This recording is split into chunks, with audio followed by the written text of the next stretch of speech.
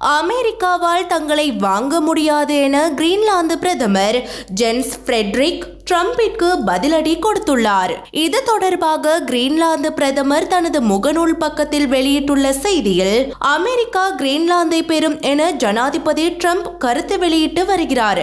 நான் தெளிவாக சொல்ல விரும்புகிறேன், அமெரிக்கா அதை பெறாது. நாம் வேறு யாருக்கும் சொந்தமானவர்கள் அல்ல.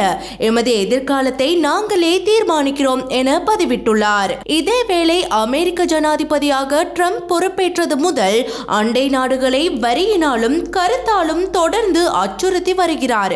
அந்த வகையில் நாட்டின் பாதுகாப்பு மற்றும் உலக சுதந்திரத்திற்காக கிரீன்லாந்து மீதான உரிமையும் கட்டுப்பாடும் அவசியம் என கூறிய அவர், டென்மார்க்கிடம் இருந்து கிரீன்லாந்தை வாங்க வேண்டும் என கூறி பரபரப்பை ஏற்படுத்தினார். இதையடுத்து அமெரிக்க ஜனாதிபதி ட்ரம்ப் கிரீன்லாந்தை விலைக்கு வாங்க போவதாக தொடர்ந்து கூறி வருகிறார்.